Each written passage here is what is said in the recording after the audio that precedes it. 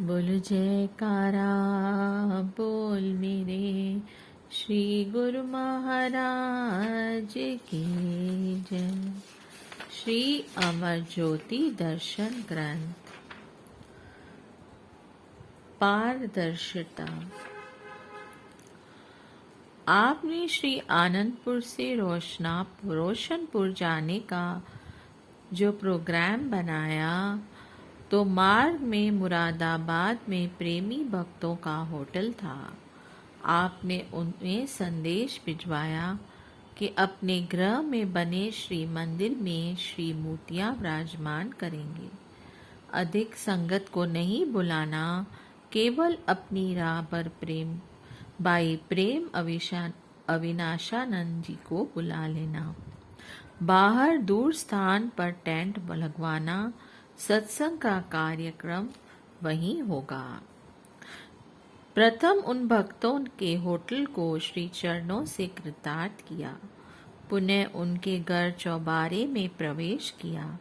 श्री परमहंसों की मूर्तियां विराजमान कर श्री आरती पूजा की। वहां संगतों की इतनी भीड़ एकत्र हो गई कि नीचे गली मोहल्ले सड़कों पर खड़े प्रेमी जय जयकार गुंजा रहे थे। काशीपुर, रुद्रपुर एवं दिल्ली तक की संगतों ने श्री आज्ञा मंगवाकर मुरादाबाद पहुंचने की अभिलाषा व्यक्त की। शहर से दूर जहां श्री दर्शन एवं सत्संग का विशाल स्थान बनाया था, वहां भी पंडाल खचाखच भर गया।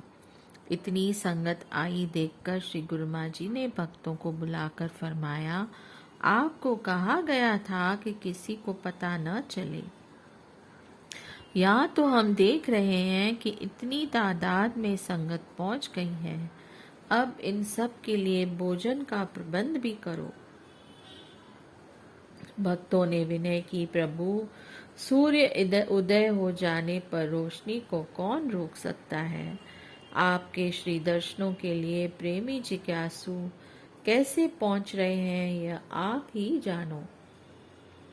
माँ प्रभु जी मुस्कुरा दिए।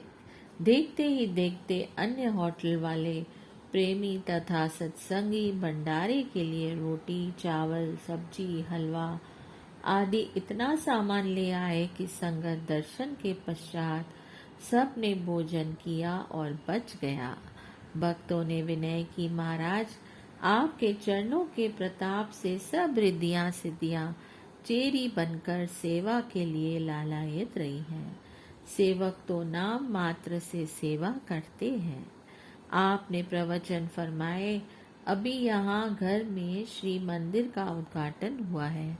श्री परमहंस महान विभूतियां हर घर और मंदिर में विराजमान होंगी। यहाँ पर बड़े बड़े सत्संग आश्रम बनेंगे। सब गुरुमुखों को मानव जीवन सफल बनाने के सरल साधन मिलेंगे। सब गुरुमुख सेवा, सुमिरन, सत्संग, श्री दर्शन का लाभ उठाते हुए कृतार्थ होंगे। महापुरुषों ने फरमाया, परमात्मा से आत्मा जुदा रहे बहुकाल, सुंदर मेला कर दिया सतगुरु मिले दयाल। सतगुरु केवल यही एक मिशन लेकर संसार में अवतरित होते हैं। मालिक से बिछड़ी हुई रूहों को उनके साथ मिलाने का साधन बतलाते हैं, युक्ति बतलाते हैं तथा साधन नियमों का दृढ़ता से पालन करने का पथ सुझाते हैं। वे संस्कारी जीव अत्यंत भाग्यशाली हैं, जिन्हें पूर्ण सद्गुरु की शरण का सहयोग मिला है। भक्ति, परमार्थ और नाम की कमाई करने का सुअवसर मिला है। ऐसा सुअवसर हर एक प्राणी को नहीं मिल सकता। सृष्टि में अनेक जीव हैं जिन्हें मानुष जन्म की प्राप्ति हुई है, परंतु वे इसकी कदरों कीमत नहीं जान सकते। इस जन्म से लाभ नहीं उठा सकते। कारण यह कि उन्हें संतों की संगति का संयोग नहीं मिला। आप जैसे गुरुमुख सत्संग से भक्ति व नाम की कमाई करके जीवन के एक एक पल, एक एक श्वास को लेके लगाते हुए आनंदमय सुख स्वरूप बन जाएंगे। आपने फरमाया कि अब आप सब ने श्री दर्शन एवं सत्संग लाभ प्राप्त कर लिया है। रोशनपुर का स्थान छोटा है, वहाँ केवल 2-3 दिन का ही प्रोग्राम है। गुरुमुख प्रेमी अपने घरों में बैठकर नाम सुमिरन करें। श्री मौज में आकर पुण्य श्री प्रवचन फरमाए कि भाई प्रेम अविनाशानंद जी मुराबाद में भी सत्संग भवन बनाएंगी और कई आश्रम बनाकर गुरुमुखों को प्रेम भक्ति प्रेम पर लगाएगी। यह गुप्त प्रेम की मूर्ति है। कालांतर में यह वरदान फलीभूत हुआ और बाई जी सत्संग प्रचार करते हुए कई रूहों को शरणागति पथ दर्शाते हुए निष्ठापूर्वक अंतिम समय तक सेवा में संलग्न रही। रोशनपुर आपके दिव्य तेज व प्रेमी गुरुमुखों में अलौकिक आकर्षण भर दिया। रोशनपुर में प्रेमी गुरुमुख एवं जिज्ञासुओं का आगमन श्री आनंदपुर का समागम बन गया। मुरादाबाद तक प्रेमी जाने कहाँ से आ रहे थे। आगे रेलवे लाइन छोटी होने से उन्हें रोशनपुर में पहुंचने में मुश्किल हो रही थी। आपने पुण्य मुरादाबाद से भक्तों को बुलाकर कहा कि कोई भी प्रेमी श्री दर्शन किए बिना वापस न जाए। उनकी व्याकुलता ने हमें भी व्याकुल बना दिया है। कई जन्मों के पुण्य कर्मों से ही ऐसी जागृति होती है। भक्तों ने मुरादाबाद से रोशनपुर तक स्पेशल ट्रेन का प्रबंध कर दिया।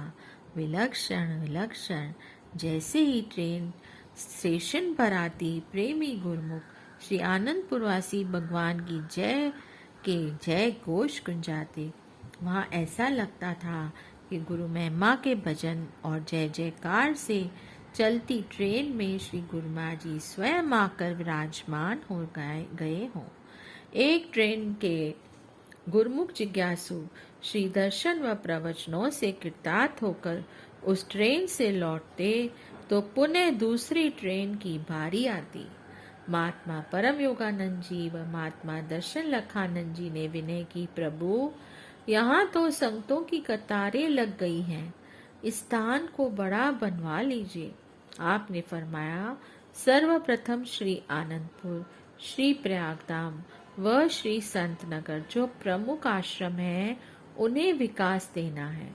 देश विदेश के प्रेमी जिज्ञासु श्री आनंदपुर के महान केंद्र से भक्ति एवं सत्संग लाभ उठाने को आतुर है। श्री परमहंस दयाल जी की मौज ही सर्वोपर है। इस प्रकार आपने रोशनपुर में गुरुमुख प्रेमियों को कृतार्थ कर काशीपुर होते हुए श्री आनंदपुर कृपा की। आपने श्री आनंदपुर में भक्तों की तरफ श्री मंदिर तक जाने के लिए पक्की सड़क एवं कुछ नए भवन निर्माण का कार्य आरंभ करवा दिया था। पुराने मकानों की कुछ छतें पत्थरों से बनी थी और कुछ टीन की चदरों से बनी हुई थी। इनमें बदलाव एवं नव निर्माण धीरे धीरे आरंभ होने लगा। अब एक पुरातन दृश्य श्री आनंदपुर प्रेमी गुरुमुखों के सम्मुख आया। आप उस समय श्री प्रयागधाम में विराजमान थे। श्री आनंदपुर में 7 दिनों तक दिन रात भारी वर्षा होती रही। श्री आनंद सर में पानी सीढ़ियों से ऊपर फर्श तक पहुंच गया। नीचे रहने वाले गुरुमुखों के कमरों की छतों के से अंदर इतना पानी भर गया मानो बाढ़ आ गई हो। बस द्वारा गुरुमुख श्री परमहंस अद्वैत मंदिर में पहुंचते। नीचे के कमरे जिन पर चौबारे नहीं थे, उन्हें रहने वाले गुरुमुखों को ऊपर के कमरों में स्थानांतरित किया गया। गुरुमुख लंगर से एक बार ही 3 समय का भोजन घर ले आते। उस समय यहाँ सबके मन में यही आभास हो रहा था कि देवराज इंद्र द्वापर युग का नजारा दिखा रहा है। प्रबंधकों ने श्री प्रयागधाम में पत्रों द्वारा विनय भेजी। उस समय महाराष्ट्र में वर्षा बिल्कुल नहीं हो रही थी, सूखा पड़ रहा था। आपने एक प्रेमी को श्री पलंग पर पड़ा तकिया उठाकर नीचे प्रबंधक जनों के विनय पत्रों का ढेर दिखाया।